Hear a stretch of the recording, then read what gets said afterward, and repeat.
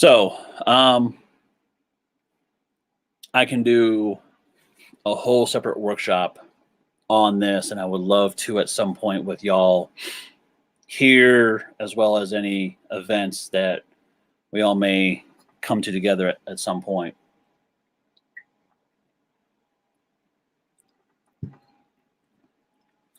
So,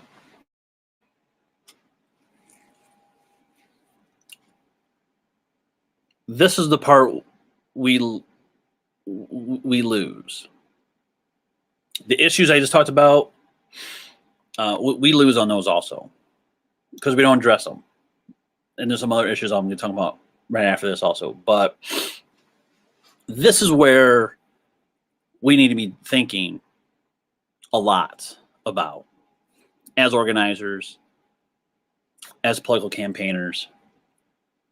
And I have these three images up for a reason. So, to your left, it's a great book.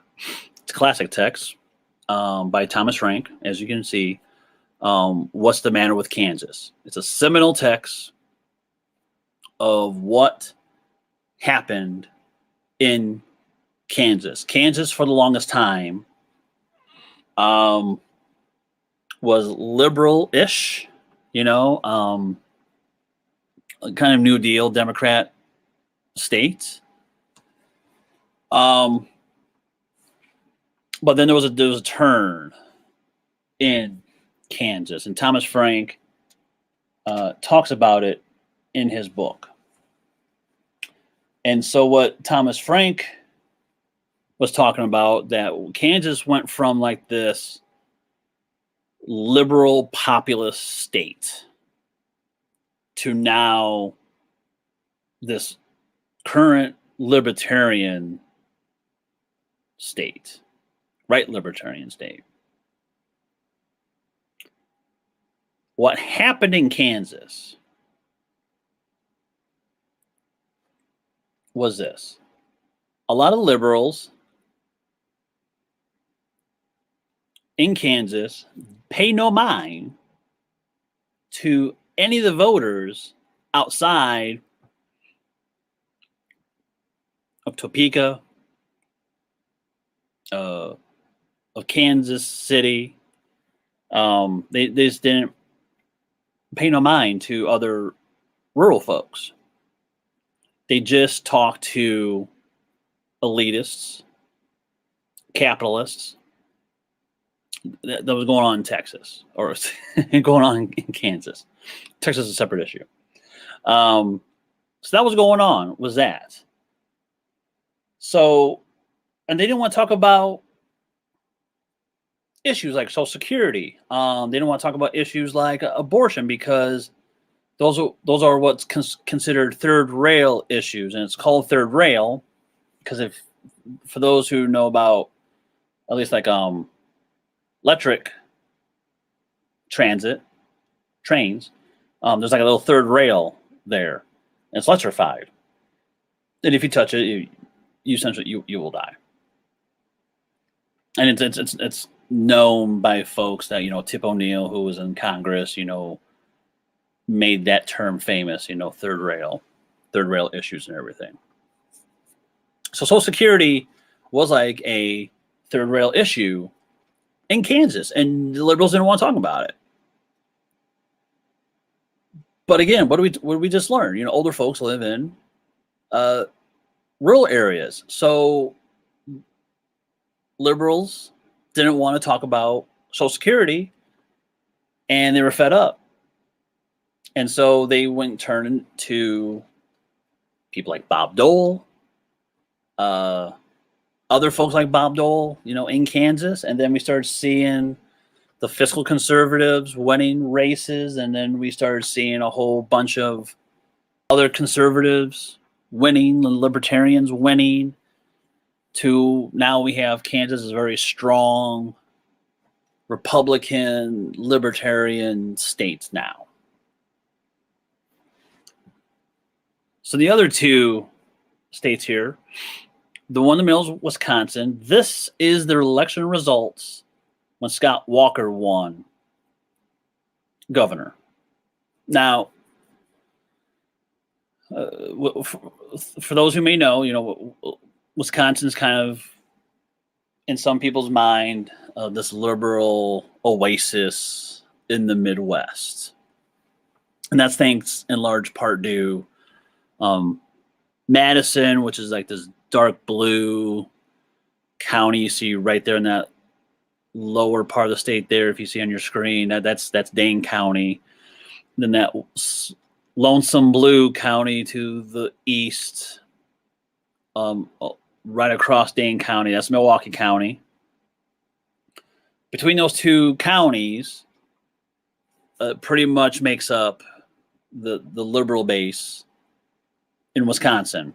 And it also brings in 45% of the state's revenue is those two counties alone. But all these counties, the southern part, a little bit of the central part, even up in Green Bay a little bit, was blue states. But then this happened. Wisconsin has won Republicans before, but this was different. This was a different moment. The question became, what's the matter with Wisconsin at this point? Why did Scott Walker win all these red counties? And not just won those, but won the recall election, and some of these blue states in the central part went red again. And I wrote an article in Independent Voter Network as to why Scott Walker won, and my analysis was this: that he won because no one paid attention. No one in Wisconsin,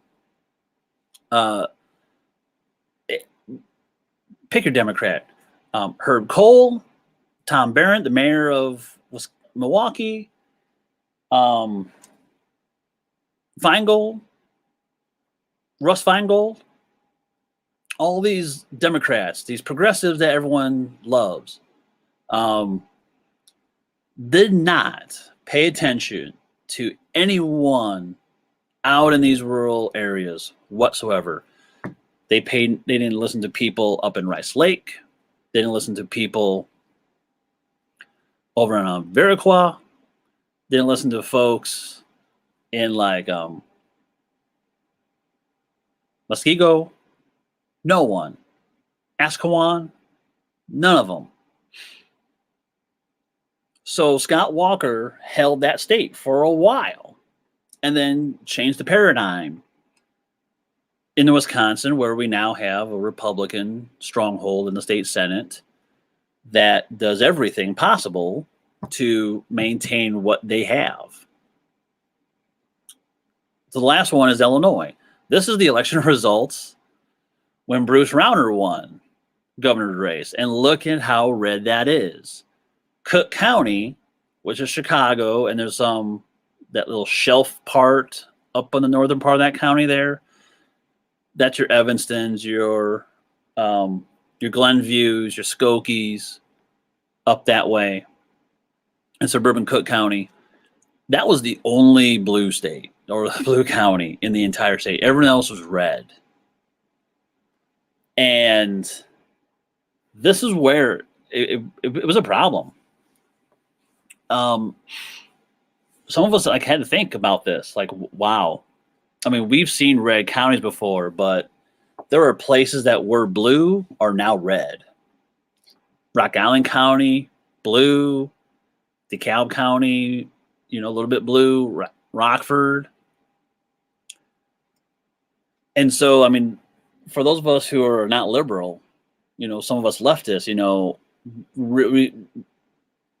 I can't speak for all of us, but in the state of Illinois, but at least for myself, I'll make it was like, wow, this is a uphill battle. And there's times it is still. Because some of these counties are still turning red and they're staying red.